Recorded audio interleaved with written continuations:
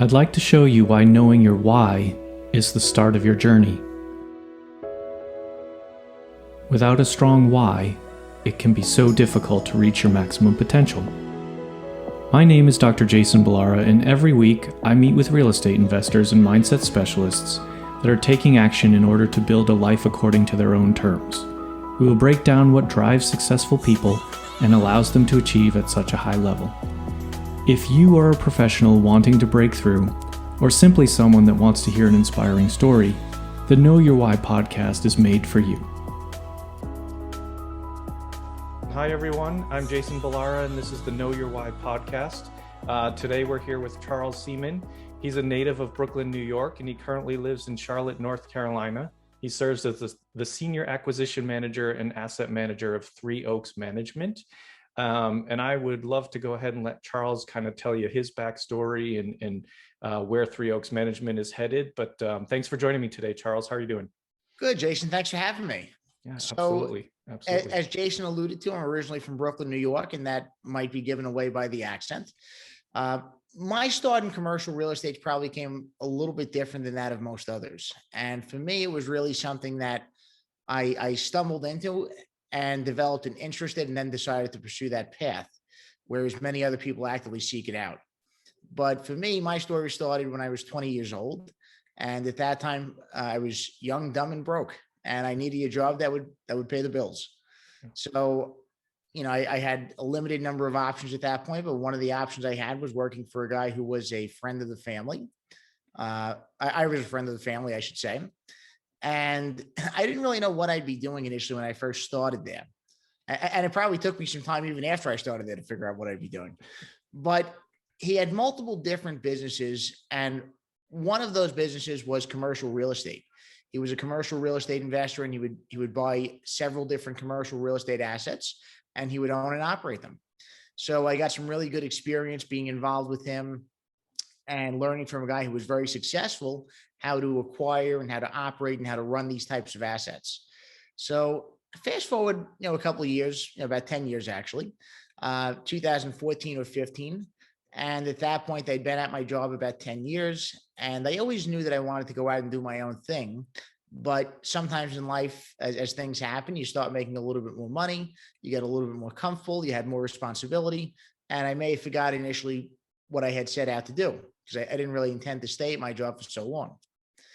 And around that time, I knew that I didn't have the budget for commercial real estate. So I thought to start with residential real estate. And I started looking into potentially buying some single family homes and also getting into wholesaling. And I quickly determined two things. One was that, the skill set I had was already very sharply developed for commercial real estate, but it was not as sharply developed for residential real estate. So it would have meant me investing a lot of time to develop new skills that would have been transferable into the residential space. And the second thing I realized was I just didn't like residential real estate as much. So between those two things, I took somewhat of a back step from residential real estate, and then fast forward a little bit further to 2016. And that was the first time that I personally discovered syndication. And to me, that was eye-opening because I said, you know what? It allows me to use the skill set that I already have, and it allows me to do what I enjoy, and it allows me to use other people's money. So I said, this worked out really well. Yeah. And at that point, I started taking some different courses in 2017 and 18. The good news was that with a lot of the training courses that I had taken, they reinforced what I was already doing at my full-time job. So at least it was good to know that a lot of the ways I was learning to do things and ways I was accustomed to doing them was correct. So fast forward further, I met my two partners at one of these training events in late 2017. We decided to start working together because at that time we all had different businesses, different jobs, and different things in our lives. So we decided that we can get more done together than we could separately. And fast forward little by little, in mid 2017, I started actively looking for syndication deals. Well, let me rephrase that, for multifamily deals that I could syndicate. And I was putting in a part-time effort, probably working 10 to 15 hours a week, because I still had a full-time job that on the low side required 60 hours of time. And on the high side, some weeks I was up to 90 hours. So the key was consistency. And I knew for me that if I ever wanted to get out of that job, to me, I knew that the answer was I had to start building something slowly in my spare time, so that way I would have enough income to eventually replace my job salary. And after about 2 years and looking at north of 100 deals, submitting a fair amount of offers, coming close on one, coming close on a few, but really close on one, uh, I started rethinking my strategy because I realized, I can keep doing this part time, but it's going to take me 10 years to get a deal. Yeah.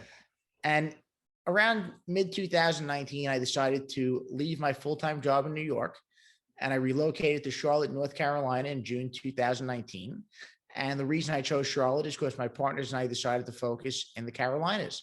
So I figured, how do you get to know your target market better than by living and working in the target market and getting familiar with the people and customers? So I said, let's put myself right in the center of it. And fast forward to where we are now. I closed my first deal September of 2019. Since then, we've closed two more. And right now, as we're recording this podcast, we actually have 3 deals on the contract. Congratulations. That's Thank awesome. you. That's really great. I like a couple of things there, I think, that are really good points. One, when you start out in your 20s, you said young, dumb, and broke. It's in some ways, that's almost a better way to get into real estate or real estate investing or entrepreneurial type endeavors, because maybe you have less to lose. You don't have that comfort level that you talked about once you'd been at your job for 10 years, where you're just like, hey, now I have this really nice salary.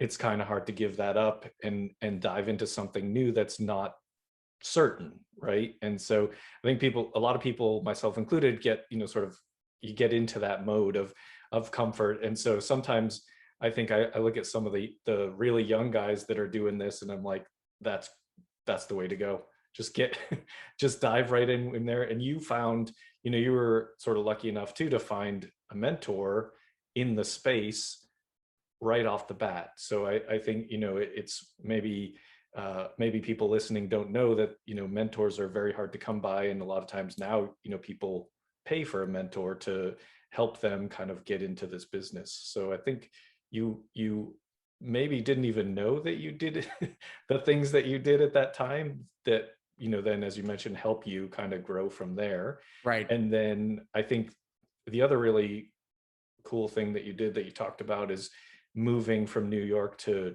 Charlotte, because I'm originally from Boston. The Northeast is a very different place than the Carolinas. And it's, my wife is from Charlotte, North Carolina. So I know the area well. And I know that there's big differences. And so if you're going to focus on investing there, it makes a whole lot of sense to be there and actually kind of get a real good lay of the land. So Yep. What did you do? So when you moved, were you no longer working a W-2 job when you moved to Charlotte? You kind of stopped and moved, or were you still working W-2? So initially, I wasn't working any W-2 job. I hadn't really decided what I was going to do, and I kind of said, let's play it by ear and see. My ideal situation would have been to make a full-time go of the syndication business, but as we record this, I still do have a part-time W-2 job just to bring consistent income. Yeah. And what I tell people is syndication is very lucrative, but it is definitely more of a marathon than a sprint. So it's something that as you start building your track record, you'll start making some good money, but you should expect that there'll probably be 3 to 5 years of hard work with little pay. Mm-hmm. Yeah. Yeah, that's true. There's a lot of really cool stories out there. I feel like, myself, when I listened to a lot of podcasts, and you see a title that says, 500 units in 6 months or something really enticing like that. You're like, yeah, that's what I want. But that's not really what typically happens, right? It's like your story of it taking years, and myself too, I'm realizing it's not nearly as quick of a process as I would like. And so it's kind of, you still need to pay the bills as you go. So totally makes sense. Well, then one other thing that's probably not touched on a lot of podcasts, but it's, even when you get those 500 units, unless you're very established, which most of us aren't when we're first jumping into the space, you're probably only keeping a very nominal percentage of those deals. So you're not really going to make enough to live off of, but it's more building your track record. And that's the important thing starting out. Yeah, absolutely. And that's actually a really good point is it's, when people say they have whatever number of units or however many millions of dollars assets under management, those are a lot of things that are put out there. It doesn't, I think from someone from the outside that wouldn't realize that that doesn't mean that you personally own by yourself, 500 units, or you personally have $50 million worth of real estate that you own outright. There's a lot of leverage that goes into it, good leverage, right? So leveraging your with lending. So when you buy an asset and say it's $10 million, well, like $7 million of that is a bank loan. So you don't have, it's not like people are dropping 10 millions of dollars of cash when they go buy these things. And I think maybe probably people don't all realize that are outside the space. So I think a good thing to talk about though is, so when you moved to Charlotte, what did you do? What did you sort of implement for yourself that you felt was going to, sort of raise your game in multifamily syndication, and what worked, and if anything didn't work, what, kind of what experiences, so maybe people listening that are trying to get where you're at might know, okay, these things work, these things don't work. What would you say kind of fit There was for a you? couple of things I would say. So the first thing, and this was definitely a big adjustment when I first started doing it, was when I was in New York, I was working, in an office in a more public setting. Once I relocated to Charlotte, most days I'm typically working from home. So, through the pandemic, I guess many of us have become accustomed to that, but it's an adjustment. You have to really adjust yourself and say, okay, I have to stay focused.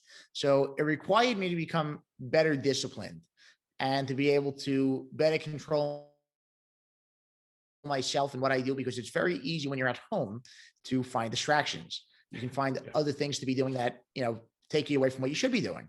Whereas when you're in an office and you're working for somebody else, you're probably less likely to do that because there's a good chance there's somebody that's going to be watching you. So it was definitely an adjustment. It took a lot of mental conditioning to be able to adjust to that. But now I think I pretty much have it down to a science. I'm able to stay focused, but it was definitely a transition. A second thing I would say, and to me, this is something I always advocate for, and especially for anybody that's on the acquisition side of their business trying to find deals, is get in front of brokers in person. It's one thing to be a voice on the phone. It's one thing to be an email, but to me, you just have a different connection when you're able to reach out to them in person. So for me, that's one of the big things I was hoping to achieve by moving, and it's been successful. With the guys that I deal with on a regular basis, I usually take them out for drinks or lunch or whatever it may be, almost every 2 to 3 months. It's almost like on a schedule. So that way I keep jumping in front of them. And I also tour properties, and there's a lot of times I tour properties that I have zero interest in, but I tour them just because it gives me the chance to get more face time with the broker. So those are things that definitely made a big change. And then also just getting more familiar with the area. So another part of my reason for moving was to really immerse myself in the area and to get familiar with the people and the culture and things like that. So being here firsthand gives me the opportunity to immerse myself in different things and just see how people live, how people react, and get to know them better and how they operate. So those are the big changes I found moving to Charlotte and putting myself right in the target area. Yeah. Yeah. I would imagine, sort of that getting in there and kind of seeing what the culture is of that area, whatever market it is that you're investing in, aside from FaceTime with the brokers, if you're, sort of living that culture in that market, I would imagine it also helps you on the asset management side, where you can kind of see, hey, this is what tenants expect. This is what they like. This is what I can do to my properties to sort of make it a desirable place, and get a real good feel for sort of elevating your property over the competition. I would think that would also be very Right. beneficial. Yeah. So that's something important you touch on. So different people in different areas expect different things. And, real estate to me is very much a localized business. So it's important to understand with whatever area you're in, what the expectations are. So the expectations in New York are going to be very different from the expectations in Charlotte. Yeah. And they might also be very different from the expectations that you'd have in Los Angeles. So really understand the market or markets that you're focusing on. And while it's not important to be physically present in every market you're in, you should at least have somebody who can be boots on the ground that does have that understanding and that competency. Yeah. Yeah. That makes total sense. Um, I think talking about sort of those broker relationships is actually a really good point to bring up, because you mentioned you're sort of regularly meeting with them, going out for drinks, getting them lunch, something like that, just staying in front of them. Would you touch on sort of why that's important? Because again, I think that's something that maybe people outside of the space don't necessarily know why that, because if you think about it it's very different in residential real estate, right? It's like you're more Right. like picking the house, and then whatever realtor comes along with it, okay, great. That I think is more of the attitude. But when you're talking about commercial real estate, would you touch on why that's so important to be Yes. in front of them? So the difference between residential and commercial real estate, in my perception, is that residential is more transactional. Most times, if you're an agent or you're a wholesaler, there's a good chance you're not going to be selling a deal to the same person again too soon. So if I'm a residential real estate agent, I sell somebody a house that they're going to be moving into with their family, there's a good chance it's at least 5 to 7 years before I'm selling them another house. Right. And that's on the fast side. Yep. If they actually stay there 10 or 15 years, then it may be even longer than that. Yeah. On the commercial side, it is very much relationship based, and it's dealing with the same people over and over again. So while I do have multiple broker relationships in the Carolinas, what I would say is that you really, in most cases, you'll probably have 3 to 5 that you really have good relationships with. And those will be the ones who bring you the bulk of your deals. So what'll happen is you're going to spend time cultivating those relationships and making sure that you have a strong bond. So part of it is you need to be able to close and perform. Obviously, if you can't do that, that's not going to bode too well for getting a deal. But other than that, it comes down to likability and commonality. So what separates somebody like us from an institutional investor? So now, obviously, they have more money behind them. There's little doubt that they'll be able to close, but some of those people are tough to deal with. So if given the choice, sometimes brokers will take somebody they have a good relationship with. Now, again, obviously, it depends on the deal. It depends on what the seller wants. So there's a lot of components that go into it. But having that good relationship and establishing commonality will give you opportunities that you wouldn't have had otherwise. Yeah, absolutely. And I think that you're sort of maybe saying something without saying it explicitly, is that with residential, right? Although you may not be talking directly to the seller, you're essentially, the realtor is kind of just the middleman. You make an offer, they counter, it goes back and forth. If you're in commercial real estate and you don't have broker relationships, there's a very good chance you won't even see the deals. Right. They won't even come across your desk. And then even if you see them, the broker then steers those sellers in a direction as to who they think is going to be the buyer that they should go with, because the money, the offers may not be that different, or they might even be a little bit different. But if they know that you're a closer and they know that you're likable and easy to work with, then the broker's going to tell the seller that, and it's going to make it easier for you to close those deals if you've got them on your side. You hit the nail on the head. So actually, one of the deals that we're working on currently, for anybody that's never been through the process, what typically happens is, for a deal that's on market, anybody that's interested in bidding on it has to submit an offer. And then the broker reviews those offers with the seller, and they usually choose a couple of them that they advance to what's called the best and final round. And basically what that means is you have to go back and fine tune your offer and do whatever you can to sweeten it and make it better for the seller. Yeah. So in this particular deal, we had made it to the best and final round. There was us and one other group. And the other group was at least $200,000 higher on price than we were, maybe 300.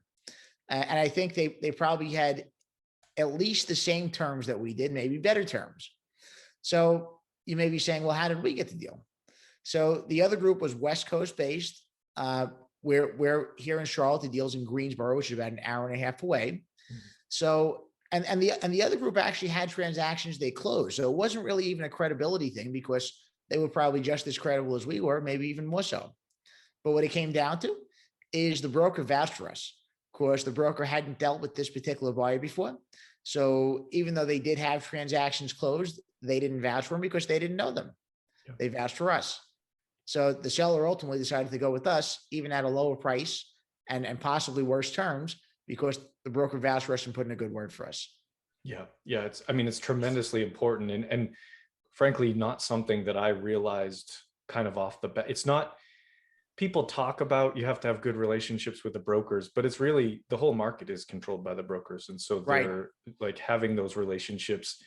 It's the only way really to, unless you're able to go, sort of direct to seller on off market deals on every single deal, which just isn't, you're going to run out of deal. You're not going to have a lot of deal flow that way. So Right. it's And the not thing very is, easy to do.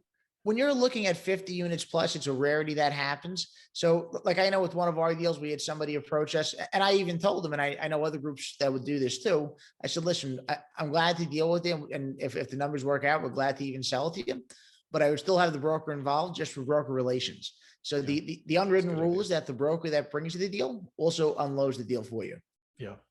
Yeah. No, it makes total sense. I mean, and Yeah. it's, and they deserve it. They do a lot of work. It's not easy to market these deals.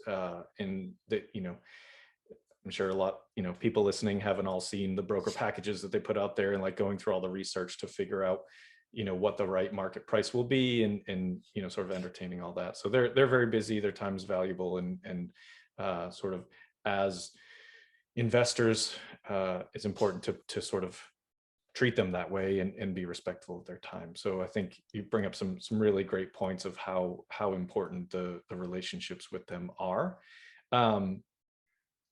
Tell me, let's talk a little bit about, I know this, but I think it'd be a great thing to get out there about your underwriting Absolutely. So, group so that you formed.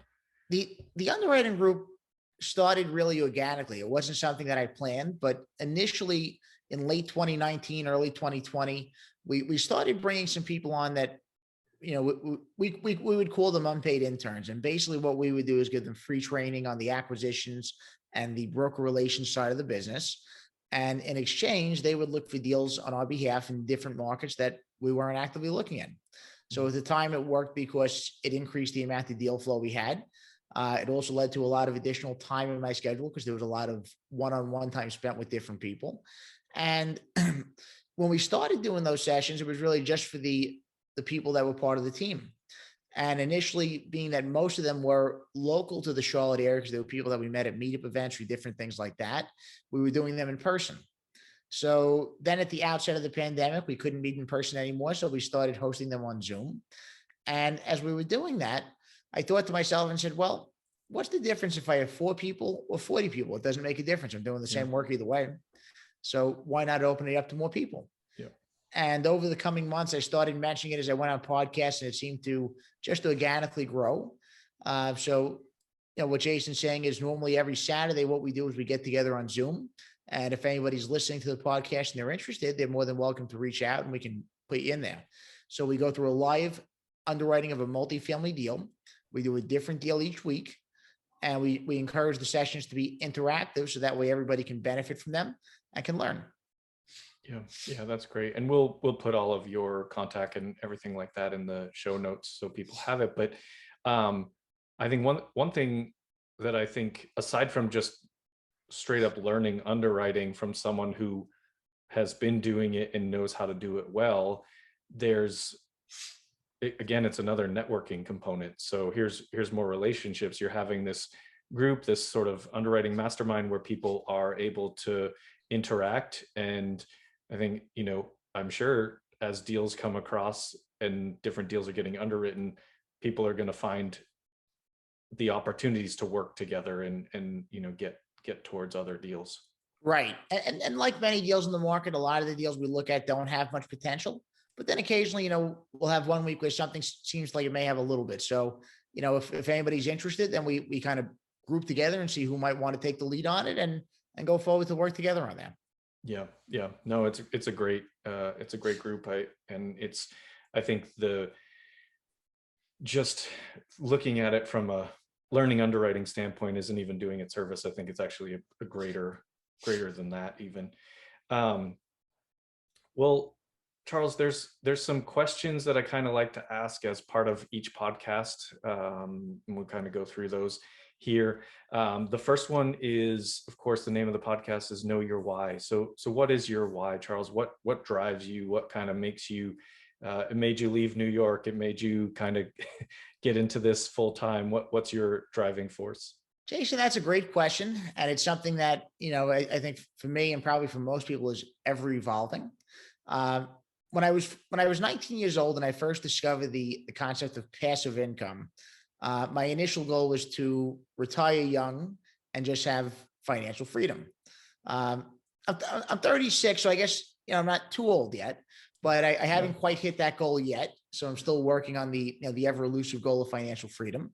But really, that's my first goal, and I wouldn't say that would be my final goal, because over the last 16 years I've gotten used to working a pretty lengthy schedule, to the point where I wouldn't even know what to do with myself if I had so much more time.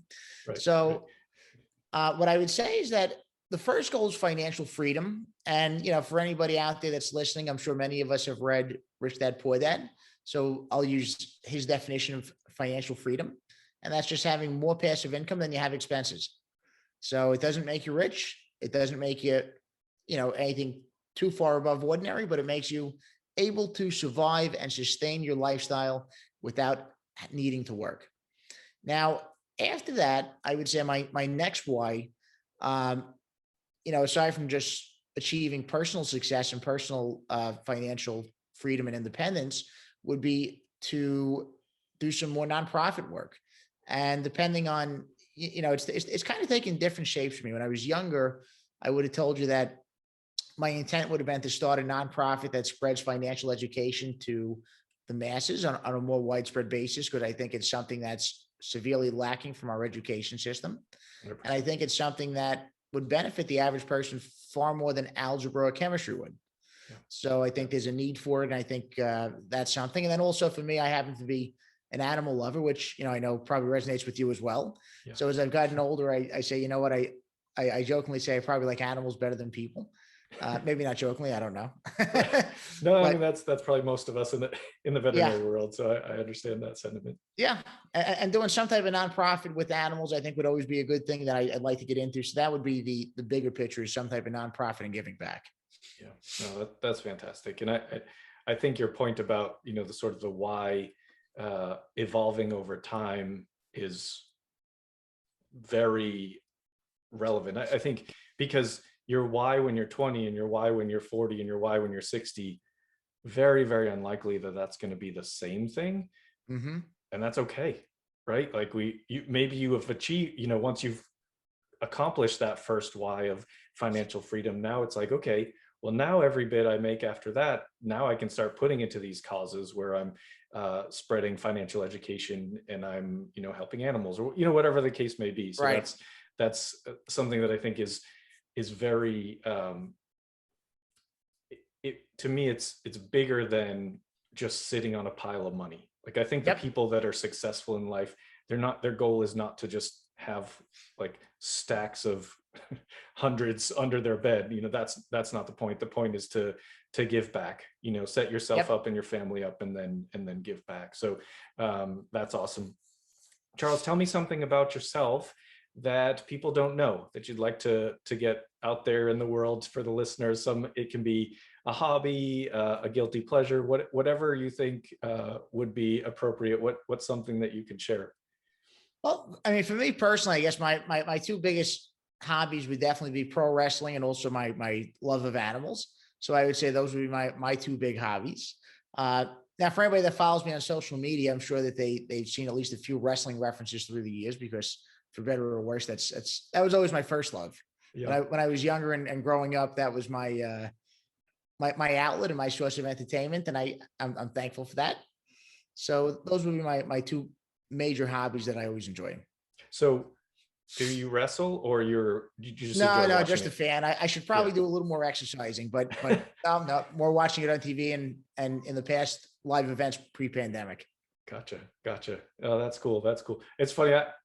For whatever reason, it was never a big thing when I was a kid, but my wife really loved it. Like she was a big wrestling fan, so she would probably be able to have a better conversation about wrestling than I would. In terms of basically, I remember, gosh, like The Undertaker. That's who I was a big fan of when I was a kid. The Undertaker was my favorite, but I never followed it that much. We'll have everything in the show notes, but is there a sort of best way to reach you?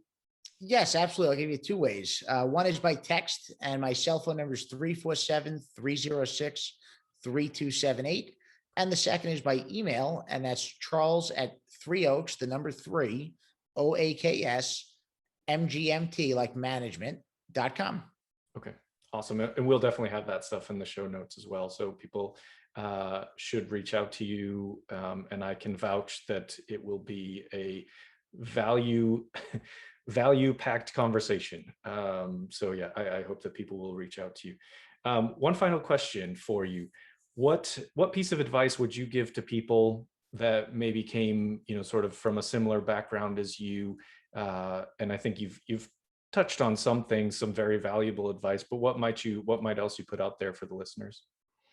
I'll make this short and sweet. I'm going to sum it up with one thing that applies to just about anything in life. Be persistent and don't quit. Regardless of what your starting situation is, and regardless of what limitations or different circumstances you may come from, if you are persistent enough and you don't quit, you may have some failures along the way. But if you keep on going, eventually you're going to get up and you're going to reach the destination you were striving to achieve in the first place. So just make sure you don't quit. Yeah, I love that. And I think it applies to real estate investing, but it really applies to literally everything in life. If you don't give up, you haven't lost yet. So I think that's awesome advice.